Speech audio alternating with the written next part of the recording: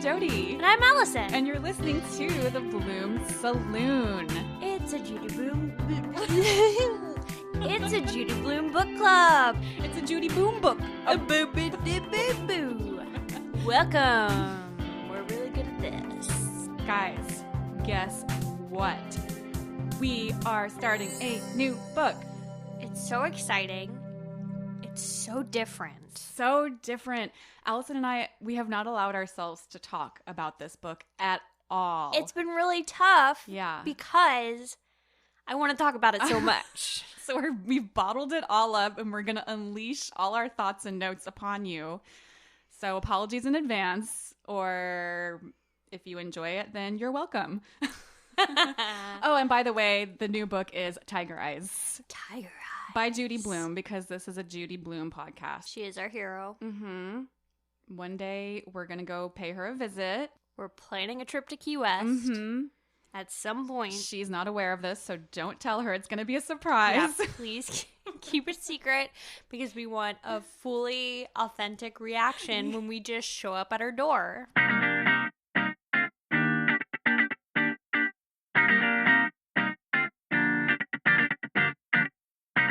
Where do we start with a new book? I think we should maybe talk a little bit about just some very bare bones, basic research. This book was published in 1981. That's right. What else do we know? It was fairly controversial, but this is a Judy Blume book. Right. Par for the course. Par for the course. It was the only book that Judy self-censored. Ooh. So I have not read this book before. I'm very excited, but I now know that we have a character named Davy, character named Wolf, and apparently in the earlier drafts of the book, there was a masturbation scene. Davy was thinking about Wolf. So I don't know. That's like a little bit of a spoiler, I think. Also pretty interesting. Yeah. Because I don't know what happens. It's kind of nice to like imagine like, this mystery man named Wolf and Davy touching herself in her special exactly spot. And so Judy's publisher was like, I think you're going to alienate some people with this. I'm not sure that all of your readers are going to be able to relate. I think you may have some younger readers that this might be a little over their head, and so she did it. She took it out, which I think she feels okay about now. But I'm interested. She probably struggled with it. Yeah, I'm interested to see how touching oneself might play into some other books. I wonder if that original manuscript exists somewhere. Get the director's cut. Well, when we go to visit Judy in Key West, that will be the first thing we'll ask her. Yeah, it'll be first on our agenda. Okay.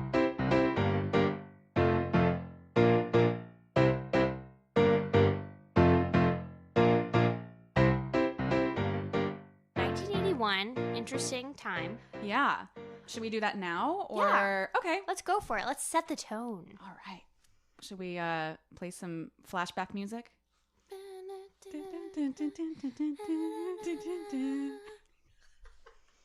was amazing. What the hell was that? I don't know who needs music anymore. We just do it ourselves. Oh my gosh. Okay, so this is what we did. Similarly, when we started Are You There? God, It's Me, Margaret, we went over some movies, some TV, some music, some celebrities, some world events. I think it just helps us kind of get into the zone, the tone, the 1981 zone. I don't. Just the zone, the tone, the 1981 zone. What? It's all about rhyming words with the same word. More of that is necessary. These aren't things that I plan on saying. They just come out, by the way. So I think it's really impressive. I'm not rhyming over here. If I could, I would. Okay. You just did. See what I did there? Fuck. You're so good. Okay, so 1981. Here are some of the top movies. I looked up the top 5 movies. Ooh. Number 1, Raiders of the Lost Ark. Just one of the best movies of all time. It's so good. Harrison Ford's so hot in that movie. He's continues to be. Indiana Jones is like my number 1 favorite hunk. Really? Ever. Yeah. I wanted to be an archaeologist forever. So you could hang out with him? Just because I was like, if Indiana Jones is an archaeologist and I could be an archaeologist, and just like the students in, is it the second one? Where the students have it written on their eyelids, or is that the first one? I think it's Raiders of the Lost Ark. Oh, man. We used to have that on VHS, and probably that's the one I've seen the most. And I definitely remember a cute girl sitting in the front seat, right? And she closes her eyes while he's lecturing, and it says, I love you. Yeah, I think it says, I love you. So smart. Very pivotal moment. I've sadly seen Temple of Doom way more than I have seen Raiders. Which one's Temple of Doom with the little kid? The short stuff. Yes. And short round. Yeah, and short awful stuff. He's not short stuff. And then the woman, Indiana Jones. She just yells that throughout the whole movie. I don't remember that, but that's such a good impression. Yeah, she's always like Indiana, like just like. Oh, like I know. Yeah, could not do anything for herself, which is why the first one's so good, because she can do things. Yeah, what else? That was just one of 5. Yeah, we've got 4 more to go. This one I'm not familiar with. On Golden Pond, Katharine Hepburn and Jane Fonda and her dad, Henry Fonda. Yeah, it's one of those where I think I should have probably seen it and haven't. Yeah, ditto.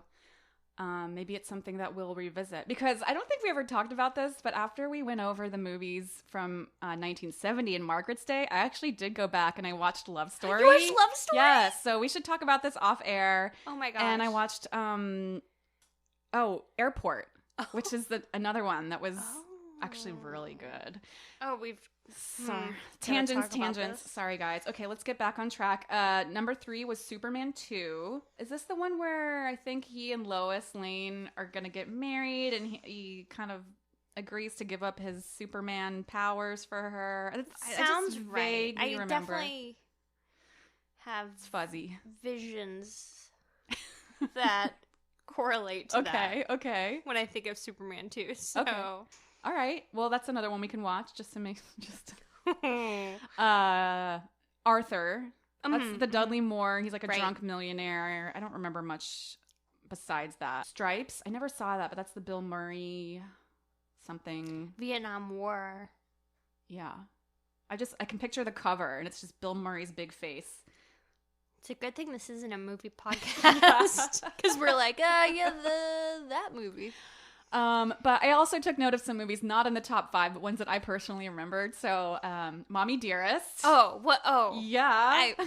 Jesus Christ. Yeah, I mean, we should just start a Mommy Dearest podcast because there's so much to say about that. We watched it so much when I was little. Oh yeah, my sister and I were just like always like. Did you quote it? Yeah, and recreating the bathroom scene. Oh yeah. One of us always got to be Joan Crawford, and one of us got to be. What's her name? Christina. Did you Christina and Christopher. Yes. Yeah. We watched it a lot. It was so good. What else? Incredible Shrinking Woman. I haven't seen that. That's so good. That's Lily Tomlin, and I watched this a lot as a kid. It was probably on TV a lot, maybe. I don't know where else I would have seen it. I think I remember she's the wife of a perfume maker, and he brings home this new perfume called like Sex Pot or something like that. Ooh. And I think she tries it on, and then it causes her to shrink. She's getting smaller and smaller as the day goes by until she becomes microscopic. No, but it's really sad. Did she die? I'm sure they somehow bring her back to normal size, but she was on the brink. It was at the point where like I thought it was gonna be like funny. No, it is funny. It's a comedy, but it's pretty scary too.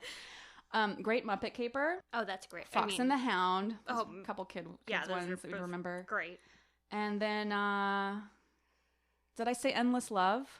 No. Have you seen that one? No. Oh my God, Allison. Okay, so this is a Brooke Shields film. It was directed by the guy, Zeffirelli, who directed the original Romeo and Juliet. And he had a lot of like great films under his belt, but this just didn't turn out so well from what I remember. Ooh. I think it was supposed to be kind of like a highfalutin film, but it ended up being more like a made-for-TV Lifetime fucking atrocity. Well. Yes. So that's the end of our film review. Okay, so TV, we'll just quickly go through these. Number 1 was Dallas. Oh. Yeah.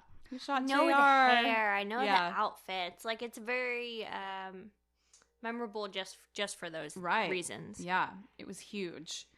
60 Minutes, was number 2. It's the only way they got the news. Yeah. The Jeffersons, number 3. Nice. Three's Company, number 4. I used to love that show when I was a kid. Yeah, I watched it on Nick at Night. A lot of jiggling boobies. Pigtails. Yes. Roller skates? I think she probably had roller skates and like tiny hot pants in Cool. a good portion of the TV show. Number 5 was Alice, which I'm not too familiar with. Number 6, Dukes of Hazzard, which I am familiar with. Another one very well known for outfits and cars. Tiny hair. shorts. Yeah. Mm-hmm. Okay, some of the top hits. We got number 1 of 1981 on the Billboard charts. What is it? Betty Davis Eyes. She's got Betty Davis eyes. Exactly. Speaking of Betty Davis. Oh, yeah.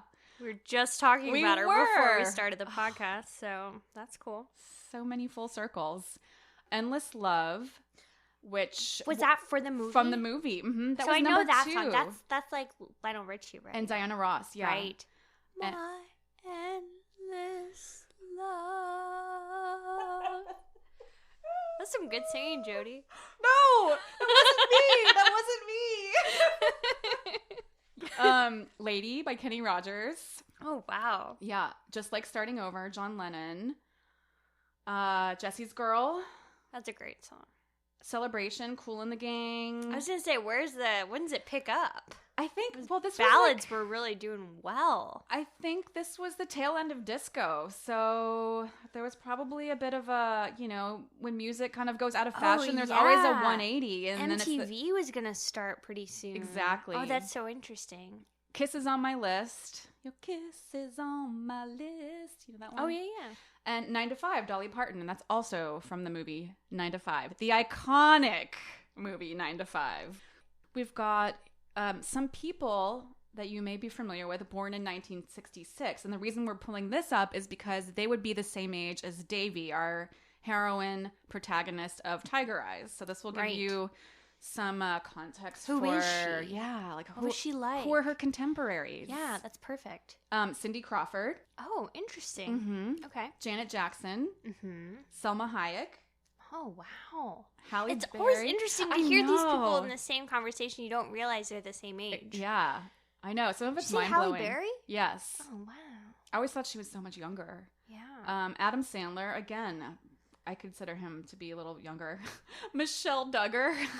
Oh, cool. Just had to throw that one in there. Is that the mom? That's the mom. Mm-hmm. Oh, God. And then she went on to have 27 kids. Mm-hmm. David Schwimmer. Luke Perry. I can't. Luke Perry will always be like in his late 20s to me. Oh, wow. I like thinking of David Schwimmer and Luke Perry being the same age. I'm watching a lot of Friends lately. Yeah. MTV does this thing where like between 7 and 8 it's on and it's called like Dinner with Friends. And so it's always when we're sitting down to eat and we're like, oh, this show. And then we're like, I love it. I know. But I like to picture you and James sitting down with your like TV dinner. With like a TV dinner table. Yeah. Oh, and then one last one, and I threw this in here because I've been watching a lot of the Great British Bake Off, speaking of things we've been watching, and Paul Hollywood, he's one of the judges on the show. Oh, cool. Yeah. Cool. And then top events from 1981. So, yeah, this is the dawn of the Reagan era. So he was sworn in that January. And yeah, I mean, that's very different than Margaret's time. Mm-hmm. Yeah, for sure. And a few days later, all the hostages that were held for like 444 days in the Iran hostage crisis were released. What a time. Yeah. It's oddly kind of similar to what's happening now, just not as much real war. Yeah, I mean... Well, it was more kind of like hidden wars. Ours is more at the forefront. We're really good at history. We're really good at movies. We're really good... We're just jack of all trades. At all of it. And full of shit. What else? Assassination attempt on Pope John Paul II. Oh, wow. That's wild because he was still the Pope, when I think of the Pope, I think of him. Yeah. Well, I thought this was cool because I always had a fascination with the Pope-mobile. As a kid, I just thought it was like a funny car. Oh, is that how when they needed to get one? Well, there was technically a Pope-mobile before the assassination attempt, but the bulletproof Pope-mobile, where he's like sitting in his enclosed glass bubble, Classic. that came after those. So Oh, cool. Yeah, it looks That's my favorite fact so far. Yeah. On a lighter note, the royal wedding, Charles and Diana. Wow. Yeah. Definitely coming from a British family, saw probably the entire wedding multiple times on VHS. That's wild. Like you mentioned before, the birth of MTV, 24-hour-a-day nonstop music videos. This is when MTV was... You mean MTV was cool? Yeah. Yeah, Video Killed the Radio Star. First Very one, first right? Video. I actually had a teacher in school who was on the team that made the Moon Man and like that graphic for MTV, which was like my favorite part of college. And that's I was asking him about that. Yeah, I bet he just can't escape that fact about himself No, either. I think He'll it's never still the best thing he's highest done. achievement. Yeah. Oh, that's pretty cool. Pac-Man craze. This was like all the rage. Pac-Man tournaments. Everybody was crazy about Pac-Man. In a similar vein, the first personal computer manufactured by IBM with a MS-DOS interface. My endless love.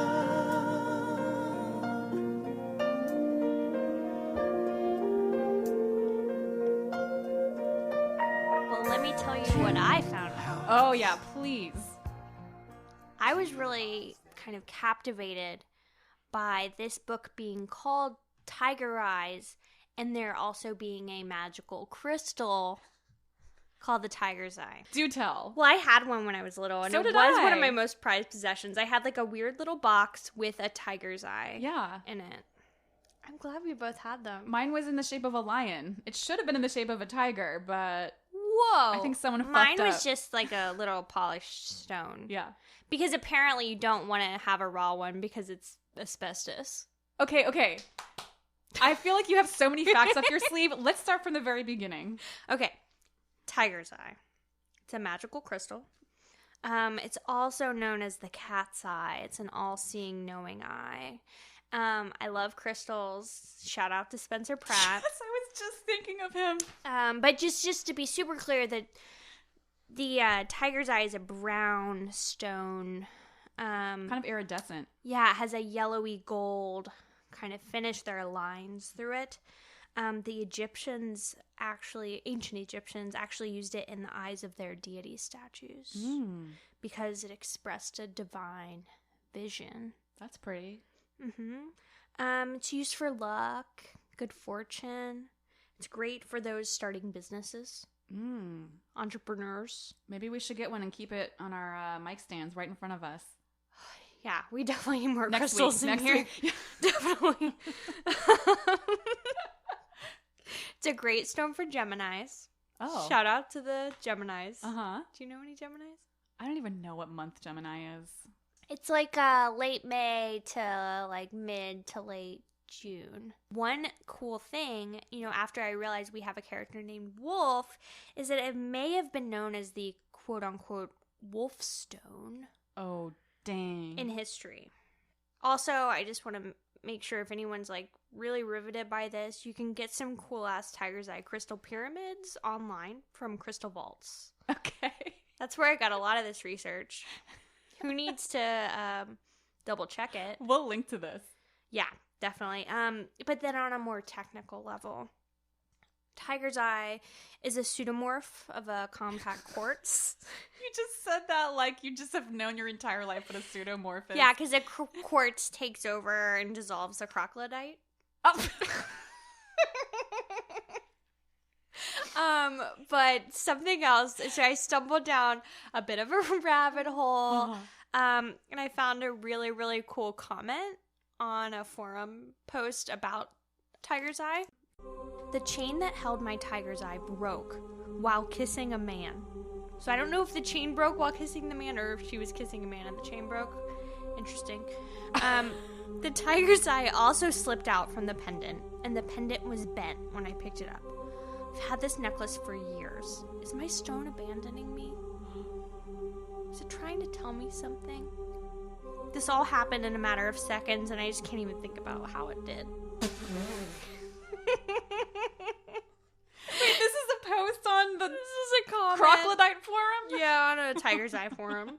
And I think it's really crocodilite, but I could not see crocodilite.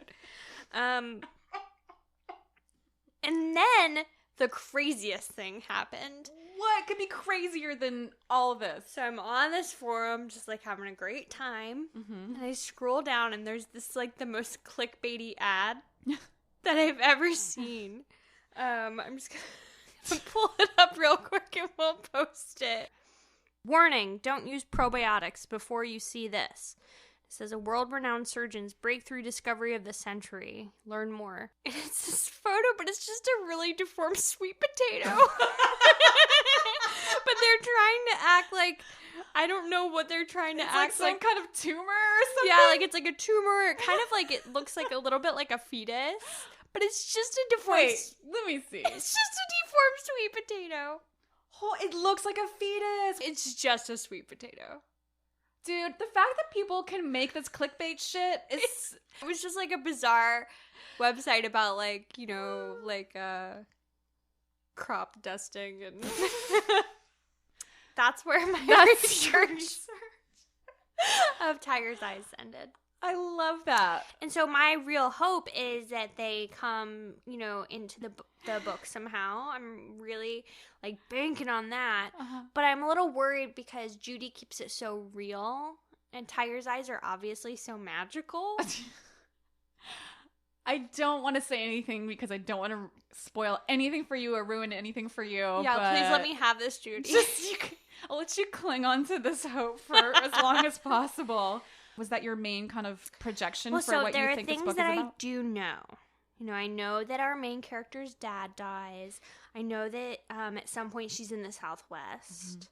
I know there are Native Americans, which I'm really excited about. And I know there's someone named Wolf. So those are things I just, like, definitely know. You know, or knew before I started. But I also, you know, like... I know it's going to be a little bit darker, that there is death, and that there's, like, maybe some drugs and drinking. I think there's some more, like, racial... Inclusion, which is great, but then also maybe some, you know, exploration of how different people are treated. In different parts of the country. Different parts of the country, of different races, and so I think that could be really interesting, but, yeah, I'm really hoping for some crystals. But mostly crystals. Mostly crystals.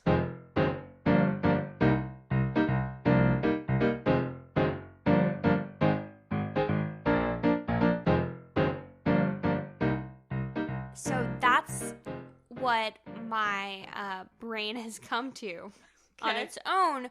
What do you actually remember, Jody? This is the book that taught me what a lemon, like a car that's called a lemon was. And so is that a more kind of American idiom?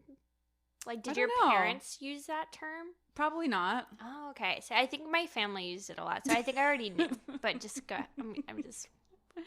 I also learned what a candy striper was from this book. Oh, wow. I hope I'm not spoiling anything for you. I think somebody's going to be in the hospital. Yes. Oh, this is one of my favorites that's always stuck with me. So there's a scene where she starts her new school. Like, sorry, I feel like I'm ruining things for you. Spoiler alert, she does start a new school in New Mexico. I thought that her trip might be more than 2 weeks. Right, exactly. And she's being taken around, like, on a kind of a tour by her new friend at school. And, like, it's the typical, like, pointing out all the different kind of subgroups of teenagers. And I love that shit. Like Clueless? Yes, love it. But I remember getting such a kick out of the names that these different groups were called. One was called the Loadies. Ooh, or was that like the people that get loaded? Yes, exactly. Ooh. And another one was called the Stomps. And I think they were kind of like rednecks. Have you heard of those two terms before?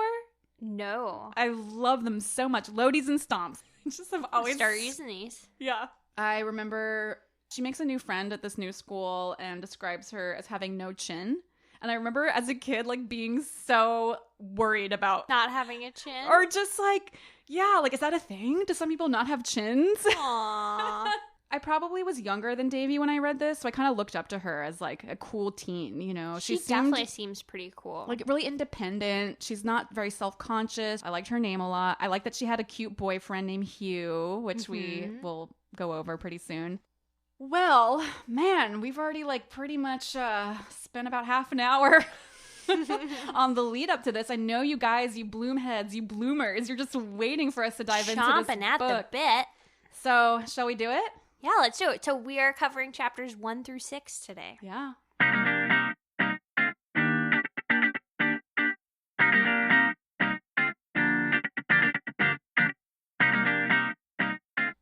right, Allison, tell us all about the characters. I'm excited. So we have our main character, and that is Davy, Davis Wexler. Mm-hmm. She is 15. We've got her mom, Gwendolyn, who's right around 34. So she popped Davis out pretty young. Yeah. We've got Davy's deceased father. He comes up a lot, and so I thought I'd bring him up. It's very sad. Jason is Davy's little brother, and he is 7. We've got Hugh, who is Davy's love interest. He's mentioned a little bit. Linnea, who is Davy's best friend. She's 6'1", the same age as Davy. It's really tall. It just occurred to me how tall that is. It's very tall. For a 15-year-old girl. Yes.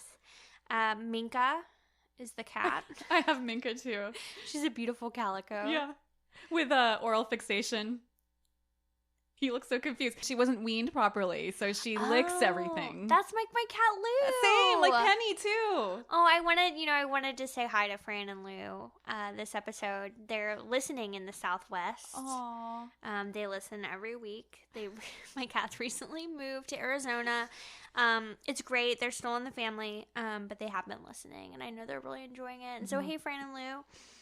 Lou also has an oral fixation. We've got Elizabeth Bitsy. She is Davy's aunt.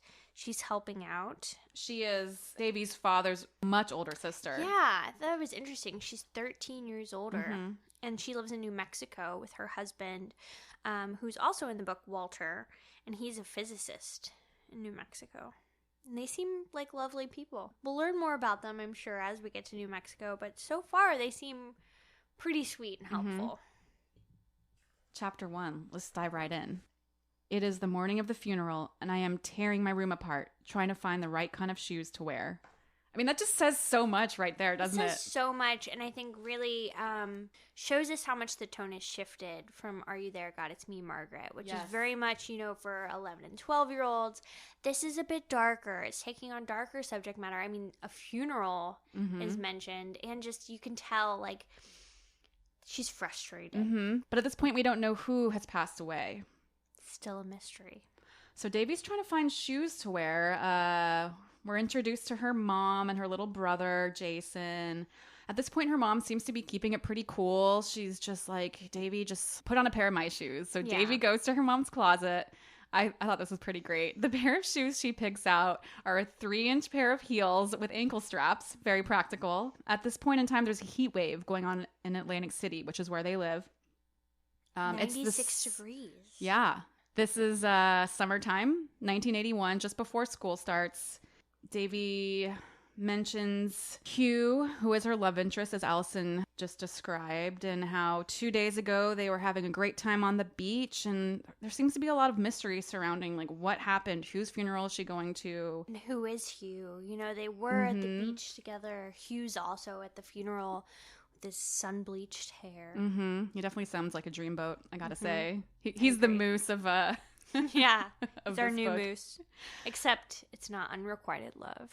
Sounds like they've got a thing. Yeah, definitely. There's not much detail about the funeral. It's just that Hugh is there. He seems kind of nervous, but also very respectful, standing at a respectful distance. The other people in attendance are Aunt Bitsy and Uncle Walter. They're there from New Mexico. There's mention that they haven't really been part of the Wexlers' lives. Davy's only met both of them once before at her grandmother's funeral when she was 5 years old.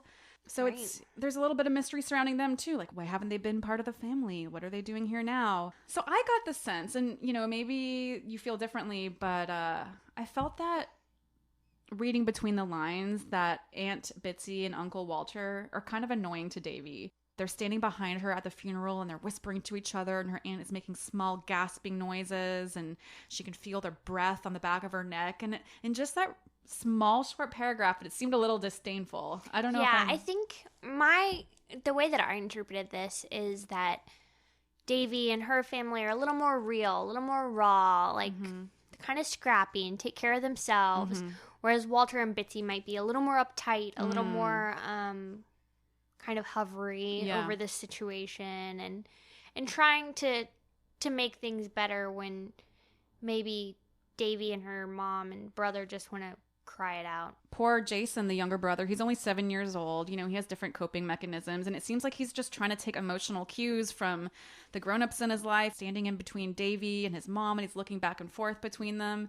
It's a really short description, but I think it just said so much in like its few words, and that's just the beauty of Judy Blume. She's a master. She helps you interpret it and read between the lines, and doesn't have to explain everything. Exactly. There's not a ton of exposition. You just get it. Davy says, "I've never felt so alone in my life," and she notes that she hasn't cried at all. To me, she just seems shocked and numb at this point. Oh, definitely. And then the chapter comes to a close, and it's revealed that it's actually her father who's in the casket that's being lowered to the ground. And I mean, I'm sure to a reader who wasn't aware of the general plot of the story, that might have been a bit of a shocker. Yeah. It's upsetting. Because you're like, oh my gosh, this family. I mean, she's 15 and Jason's 7, and they have to be going through a lot. And it was sudden. You definitely get a sense of that, too. That this death is not something that they were preparing for. Exactly. So chapter 2, this takes place a couple days later. We meet, is it Linnea? I'm going to call her Linnea. Linnea, I like that. So she's Davy's best friend, and she seems like a really good egg. She's really there for her friend who's in mourning. Yeah, and I think she's feeling really bad because this all happened, and the funeral happened when she was out of town in Baltimore. Yeah, so she comes over and she sits on the end of Davy's bed. Davy's kind of self-imposed bedridden right now. Linnea is described as 6'1", skinny, and black. Everyone assumes she must be great at basketball, but the truth is she hates the game. Yeah, and she's smart. She's good at science. Maybe a nerd.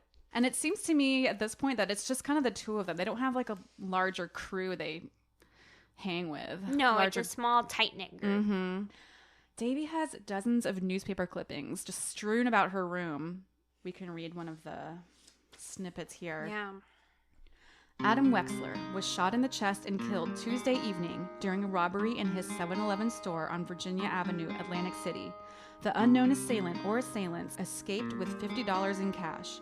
Mr. Wexler, a 1964 graduate of Atlantic City High School, is survived by his wife, Gwendolyn, a daughter, Davis, 15, and son, Jason, 7. It's just so heavy. It's so heavy, and especially when you think about, Davy's mom and dad are high school sweethearts. They've been together a long time. Davy kind of came, pretty quickly. It sounds like she was conceived, before they even graduated high school. Yeah. And so I think, it's got to be extra tough. As they're reading through these newspaper articles, Davy notes, "No one writes about how it feels when your father is murdered." And she just kind of is consuming all of these. I think trying to process what happened, but it's got to be hard. She definitely hasn't figured out a way of processing yet. No, and again, therapy. Yes. That's something we'll keep pushing on this podcast, but probably would have come in a little bit handier. And I thought it was interesting that Davy kind of laments about how the newspapers aren't writing about how it feels when your father is murdered, because Judy isn't really writing about that either. She's not, like you said, being overly explanatory about these feelings that Davy's processing. It's very matter of fact. No, it's very much just her reactions to them, that she's not eating. She's spitting up her food because we don't know what her feelings are. I think she's keeping them bottled up, so we're not getting that. But you get that feeling that there's something there just kind of bubbling. Yeah. Definitely. Aunt Bitsy and Uncle Walter are staying with the Wexlers, and Aunt Bitsy has taken on a role of a caretaker. Again, it's not really said, but we get the sense that she's just taken upon herself to cook all the meals, make sure people are kind of getting out of bed in the morning. She pretty much forces Davy to eat some lunch, and I actually love the food description. I don't know what it is, but I just love reading about like very specific foods that people are eating. So let me just put it out there. Bitsy brings up a tray of Lipton country vegetable soup, tuna fish sandwiches. Right. I don't know. There's something so 80s about tuna fish sandwiches. I agree. And iced tea with lemon slices floating on the top. And there's something again about those lemon slices that I thought was just very telling. This is her way of coping. She's taking charge. She's distracting herself by slicing up these little lemon slices. Make things lovely for everyone. Yes. Just love how Judy throws these little details in there, and it says so much. So Davy tries to eat her tuna fish sandwich. She gags. She runs to the bathroom and spits the food up, and she says, "But this time I didn't throw up." Oh, Davy. Oh. So that's the end of chapter 2, and I just feel like we should note that the writing style is so different in this book. It's so different. It's so much more subtle. Mm-hmm. And it also takes place in present tense. Yes. In Are You There, God, It's Me, Margaret, it was all past tense, but I feel like the immediacy is just so strong. Yeah, you get a real sense for how people are feeling right now. Mm-hmm. Yeah. And but you don't know how they're feeling. You just know that they've got feelings. Yeah. There's feelings going on right now, y'all. All the feels. All right, Alison, you want to tell us about chapter 3 and 4? Sure. Chapter 3, very short, very sweet, to the point.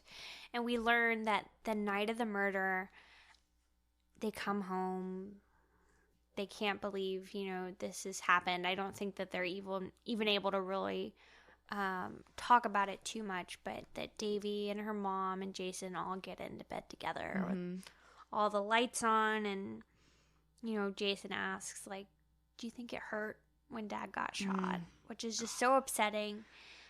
And you hear Davy's mom say, I think it was quick. But they've got to kind of process this really traumatic event that's happened. What's it like to be dead?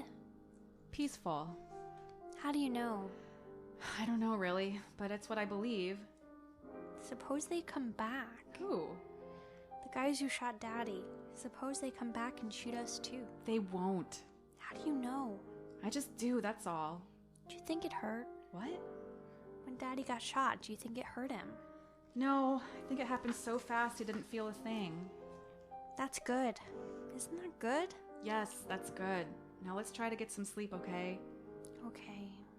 Yeah, so we're just really confronted with this sadness. And then we lead into chapter 4, and Walter and Bitsy are heading back to New Mexico. They really want the family to come back with them. Gwen's tough, though. She says, we've got it. It's all fine. We've got it under control. They keep offering to help. We learned there was no will, no life insurance, no savings. So it is going to be really tough, no matter what Gwendolyn says. And they leave, and the family goes back to sleeping with the lights on. So you can see, while it might have been really annoying having Walter and Bitsy around, it kind of led to this sense of like safety and security, and you knew people were around, and there weren't any weird noises. Yeah. Oh, this upset me so much. Yeah. Davy heads to bed, and we get the first mention of the brown paper bag. Oh, yeah. That's on Davy's shelf. So it's something that makes Davy very anxious. We learn that Davy's sleeping with a bread knife under her pillow, which for a second I was like, I always kept imagining it as a butter knife. And I was like, I don't think that's going to do anything, Davy. Even and then I was like, knife, a bread though? knife is kind of sharp. But it doesn't have like a point to it. Has like serrated like blade, but of all the knives to sleep with under your bed that could actually do something, it's probably a good one. I sleep with a I was gonna ask you this. Do you sleep with something under your pillow or under your bed, or like what's your weapon of choice, Jody? Right now it is a pocket knife called the Matriarch. Oh, I love that name. If our friend Katie is listening, I'm sure she is dying laughing right now because she calls it Madame Butterfly. She couldn't remember the name. She knew it began with an M. But the Matriarch is great because it's a weapon it folds up. You can bring it in your pocket. Made for people who don't know what they're doing when it comes to wielding knives. And so you can just like hack and slash at your attacker and you're going to injure them somehow. So that's what I have. Oh, wow. But I always thought it was interesting when some people say that they sleep with a weapon under the pillow, because I always thought that's so dangerous. Like, I always put my hands under my pillow and like move around. I don't want to cut myself. So I've always put my weapon of choice on the bedside table. Oh, okay. Do you have any weapons by your bed? Just have a hammer under the bed. Oh, yeah. A hammer. And then like really good. a hammer by the front door. Oh, no, I'm giving away all my secrets. Just know if you come at me, I got a hammer. So a hammer is a really good one, because did you know in the state of California, if you have like a baseball bat purely for self-defense, but you don't play baseball, you can be some kind of weird loophole. Of like it seeming premeditated? Exactly. There's any criminal defense attorneys listening to this podcast, could you please write us a letter at bloomsaloon@gmail.com? I think there are actually a few. I don't know if you know this, Jody. We actually have a small following in the criminal defense circuit. So yeah, if you guys could please write a letter to bloomsaloon@gmail.com. We'd like to learn more about the let us know about the baseball bats. Let us know if Allison's okay with her hammer. I think she is, because you can use hammers for anything. It's true, and the criminal defense attorney that I live with put it there, so I think it's okay. Oh my god! If someone didn't know that you're talking about your husband, I love the fact that you might have this criminal defense attorney like just tucked away in your closet just in case. I do feel invincible. You call him Igor. So yeah. Yeah. Okay. So sorry. I interrupted you. You were talking about the bread knife. The bread knife. We learned they live above the store. Yes. Which really upset me because it hasn't been mentioned, and I don't know if it will be, but did they hear it happen? I think Davy talks about this a little later, because I do remember a description of her hearing the gunshots. Oh, God. Yeah. And Mom sleeps with the gun under her bed. A loaded gun. Loaded. Mm-hmm. And, Dad kept it at the store unloaded. Yeah. And it scared people away the second time that there was a robbery. So upsetting. And we also learned that Davy's dad's dream was to sell the store and open an art gallery, that he was an artist and that he kept an easel behind the counter, and at slow times he would draw customers and his family. Allison, this paragraph made my eyes get wet. You were having some wet eye problems? Wet eye problems. But I think it's a really good one. Do you think you could read it? Oh, sure. Will you read it to me? I'll read it to you. My father's dream was to sell the store and open a small gallery with sculpture and paintings. My father could have been another Van Gogh, or at least a portrait artist. He was really good with faces, especially eyes. He kept his easel in the store, right by the register, and when business was slow, he sketched. There are charcoal drawings, most of them of our customers, hanging on a wire around the perimeter of the store. And upstairs, in my parents' bedroom, the walls are covered with portraits of us, Mom, Jason, and me. A family history. He had hopes and dreams and aspirations, and he had his whole life ahead of him. They were so young. He was 34. Yeah.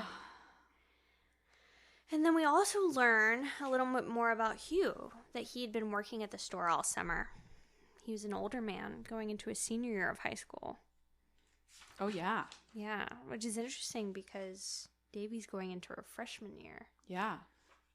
I was wondering, is it freshman year, or do you think it's a high school that's maybe sophomore? Because she's 15. Isn't that a little old to be a freshman? Yeah, maybe it's like a real high school. That's how I think of it, is 10th, 11th, 12th. That's what you say, a real high school? Well, because I went to junior high. Yeah. Which is 7th, 8th, 9th. Oh, yeah, and then yeah. high school, which was 10th, 11th, 12th. It's different now. It's all jumbled. Yeah. But that's how I think of high school. So yeah, I'm hoping she is in 10th. She's going into 10th grade. Yeah. She seems a little older than a fresh out of 8th grader. I thought so too. Yeah. Okay, we'll figure that out. And then chapter 5. Oh, and one more thing about Hugh. Yeah. It surprised me how little she knows about him. Considering they've been dating all summer, she said something about how, they met at the store and she doesn't know him that well, except that he's going to be a senior and he likes pepperoni pizza. Right. But she likes how he makes her feel. Ooh, tingly. They make out a lot. Yeah, There's a lot of making out, not a lot of talking. Making out at the beach. Yeah. Sounds good. I know. I was going to say, that's great like to the me. dream.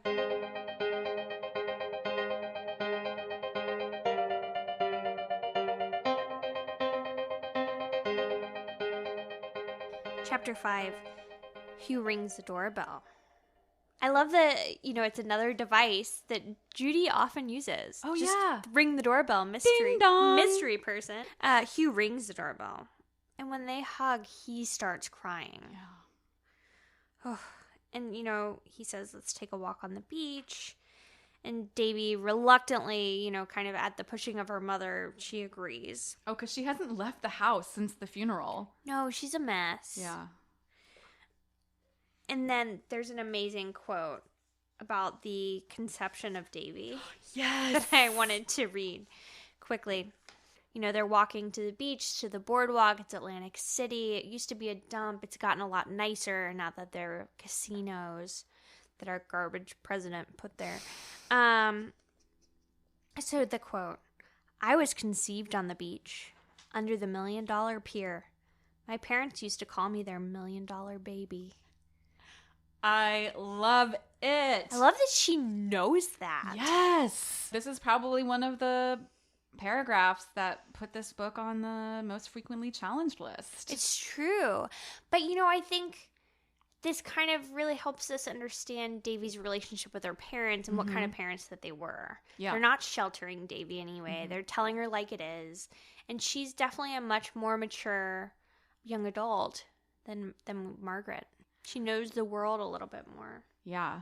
Davy points out that Atlantic City used to be a dump when my parents were young, but now it's picking up. All the casinos are coming. And so I did a little research into this. Oh, tell me more. I found out some information.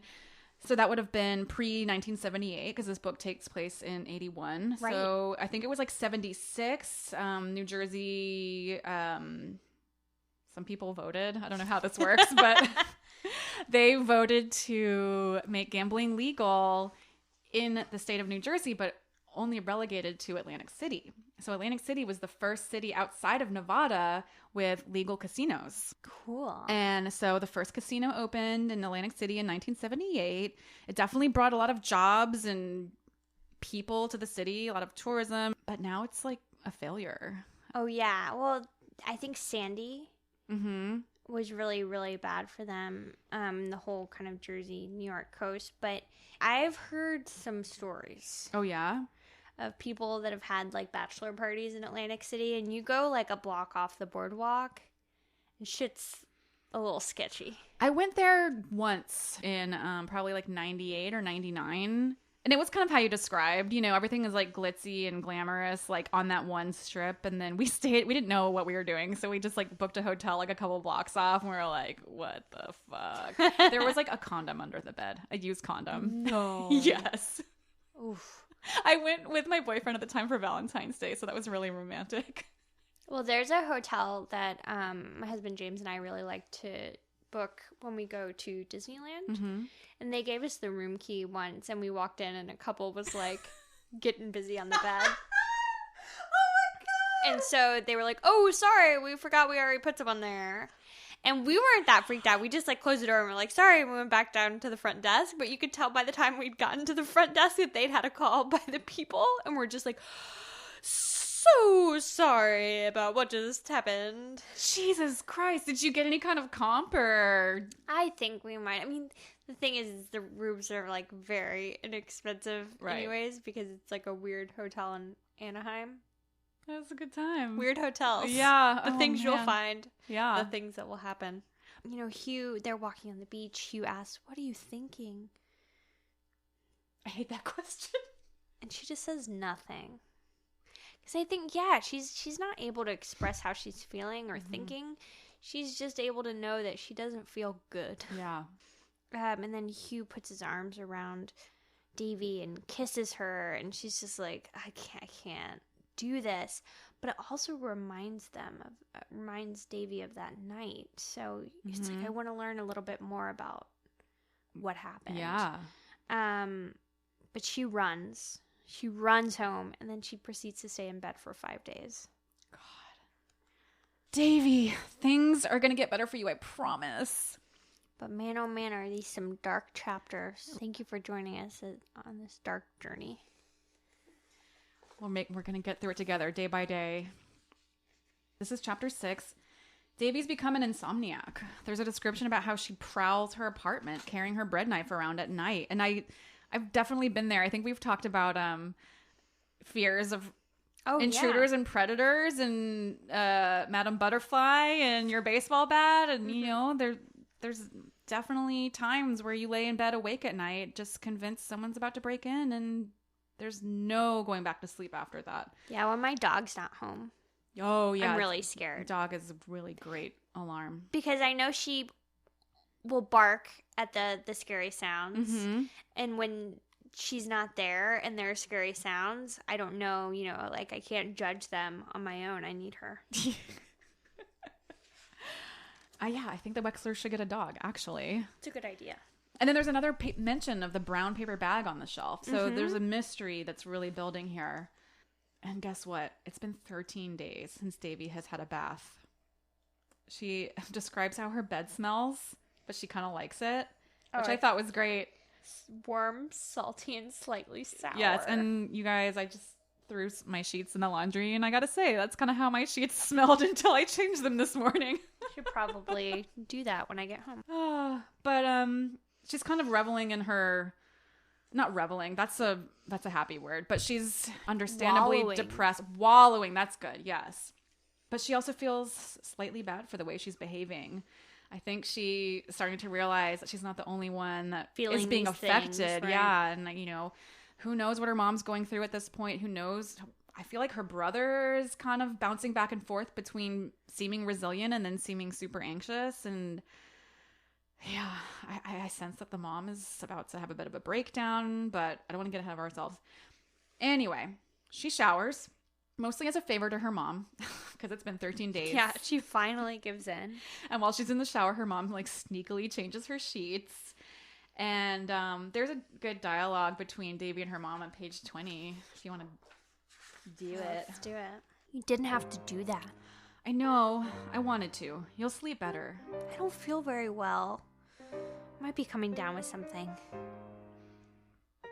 I remember my first day of high school. I had violent stomach cramps. I didn't want to go either. It's not that. It's... I know, Davy. And then tears well up in the mom's eyes. Don't you think I know? Yes. Having you know isn't enough. So... It's a lot. I do like that there's a mutual understanding between the two of them right now. They're not really talking about their feelings, but they both understand that they're going through their own separate types of feelings, and they're respectful of that. So the next morning, it's the first day of school. Like, fuck, what horrible timing. Jason, the younger brother, seems like he's kind of bouncing back. He's wearing a Dracula cape, and he's eating his grape nuts, and We've got some comic relief. Yeah, I know. This is wearing his Dracula cape. This is kind of like a little bit of a respite, I think. Yeah. Thank you, Judy. And he's like pumped for the first day of second grade. And, you know, meanwhile, there's a stark contrast with Davy. And she's just like, I cannot believe I'm expected to go to school today. But she does it. Linnea and she ride the bus together. And she makes a note that it's so crowded that there's kids standing in the aisle. Like, that would never happen nowadays. I think they might have when I was in school. Oh, really? I didn't ride the bus. I always lived too close. But when I was in 7th grade, our school burned down over Christmas break. Jeez. It didn't burn down, but it was, there was an arson. What? And we weren't able to go back. And so for a few months, we had to go to the high school. Sounds exactly like something that happened on Degrassi Junior High. We weren't allowed to get homework. We didn't have to change for gym, and we only had to walk around the track. And kids that got, you know, that didn't normally have to ride the bus got buses because it was so late and it was dark. Yeah. So that was the only time I rode the bus. And I think there were people I think they were a little crowded. That sounds like the craziest time. I mean, I hate to make light of your school being burnt down, but was it kind of awesome? It was the best thing ever. We had an extended winter break, and the teachers couldn't give us homework. I know. And we were allowed to have slumber parties any night of the week because we didn't have to go to school till 1. I know. It was the best. Oh my God. The school got rebuilt and you just had to go back to normal school and you're like, ugh. Yeah, the worst part was that my scientific calculator, I couldn't get it back. It was in my locker. So I had to get a new one. Everything that was in our lockers, we couldn't get back. Oh. And it had a really cool windbreaker. That was in my locker. I'm sorry. But besides that, it was great. Don't burn your school down. Yeah. Though. Yes. Not advocating that. It was just a cool thing that happened to me. Okay, so they're on the bus and Davy feels this overwhelming claustrophobia and anxiety for the first time. And Linnea, she's such a good friend. She gives her a pre-peeled orange. Yeah, it's like she knows. Well, she's good at science. She knows to get her blood sugar up. Yes, good friend. Yeah. So Davy, she makes it to school okay, but just goes through the motions of the first day of school kind of in a fog. And this really, this hurt me. But she walks through the hallways wondering if any one of these kids that's walking amongst her could be her father's killer. Because her theory is that it was a junkie kid. And can you just imagine going to a new school with all older kids walking around you and just kind of looking around and wondering, did you do it? Did you do it? Oh. And then she passes out. She goes to the nurse and she gets carried to the nurse. And the nurse is just kind of a clueless aspirin popping. Yeah, she's like, pop some aspirin. Your head hurts. Yeah. She thinks Davy's just nervous about being, at school on the first day. And Davy says, you don't understand. And the nurse is like, oh, I think I do. Without even taking the time to ask Davy what's going on. That's fucked up. Well, then she asks her a lot of really prodding, stupid questions. Oh, yeah. Are you pregnant? Is it that time of the month? Are you on drugs? Are you a Lodi? Yeah, you're on booze. Yeah. I just wrote typical. Yeah, you didn't get stoned last night? Yeah. Can you imagine? Ugh. Davy's like, no. The nurse makes her pop 2 aspirin. And she makes it through the day, apparently, and then goes to school the next day and passes out again. And again on the 3rd day. So finally, they're like, get a physical. There must be something physically wrong with you. This could never be emotional. Yes, right? And so the doctor mansplains that she's been hyperventilating, and he was like, oh yeah, divers do it. He's just getting weirdly scientific about what hyperventilation is. But as we said, there's no mention of grief counseling, talk to a therapist, maybe, even talk to a teacher. There's no emotional support there whatsoever. And then Davy, recounts that he writes her a prescription. And I was like, oh God, is he going to give her fucking Ludes or who knows what it was?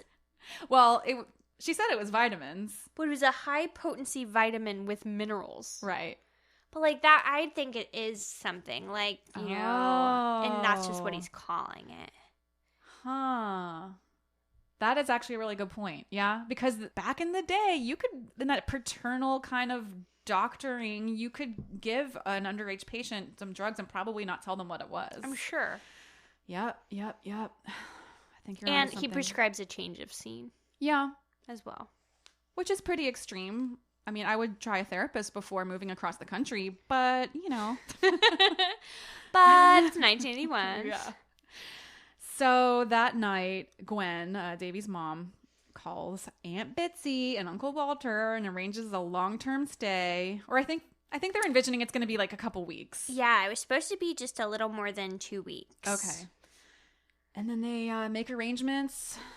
Well, Walter and Bitsy make all the arrangements and they pay for the trip. So Gwen is just kind of taken on this kind of almost childlike role with them, I think. Right, and even Minka gets to go. Oh, yeah. She gets to ride in the cabin. Mm-hmm. Davy doesn't really explain what she's feeling, as to me, she seems mildly curious about what New Mexico is going to be like. Mostly relieved that she doesn't have to go back to school, though. Right. She doesn't hyperventilate when she's not at school. Yeah, there's a relief that she's not fainting every day. And then the chapter ends with they board the plane to Albuquerque. Davy decides she doesn't want to take her vitamin pills, in quotes, anymore because they make her pee turn green. Although, so that maybe makes it seem more like a vitamin. It could be vitamin B. B complex. It turns her pee colors, right? Does it? I don't know. Yeah.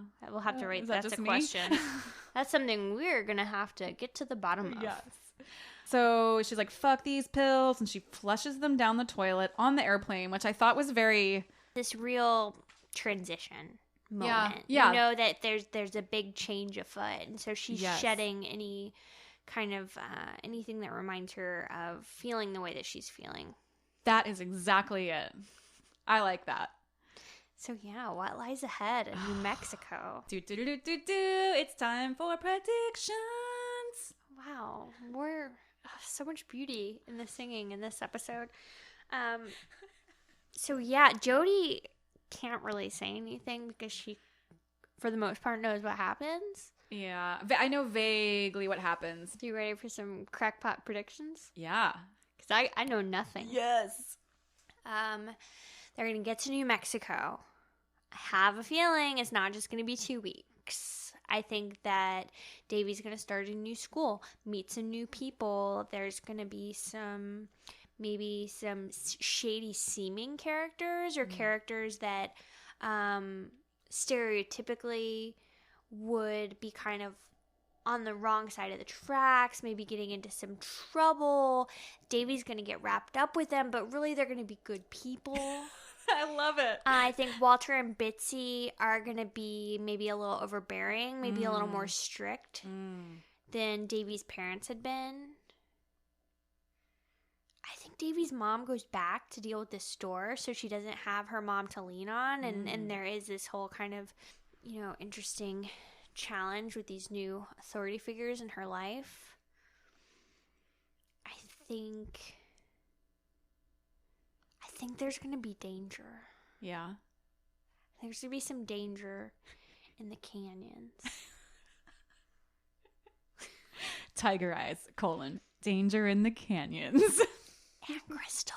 And Crystal. Wait, question for you.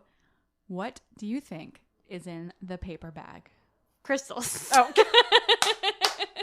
On that note, please join us next week because we're going to read chapter 7 through 12. Yep. So get to reading. Mm-hmm. I know we said you could stop a few episodes ago, but you don't have to read. But if you want to read, we're going to read chapters 7 through 12. Yes. And you don't have to write us letters, but you really should write us letters at... We'll like you more. Yes. Well, we already love you so much, Bloomers. Bloomheads. I don't know. There's so many things we can call you, but let's just say Bloomers for now. Sure. Only because Bloomheads makes me think of like Parrotheads, which makes me think of Jimmy Buffett, and I don't want to be thinking about Jimmy Buffett. Key West. Oh yeah. I don't know. I heard on the radio, I think it was a parody commercial, but I believed it for like most of the 30 seconds, like Jimmy Buffett themed retirement communities where everyone like... It wasn't real? I have to look this up. I think it was a parody, but it seemed like it could be fucking real. Oh, it was a Parrothead Parody? Yeah. God, we have to stop. We have to stop. So join us next week for chapters 7 through 12. Write us letters, subscribe, and rate and review on iTunes. And we love you. We're so happy you're here with us in these dark times. I'm really hoping next week is better. It gets better. But this is fun. Bye.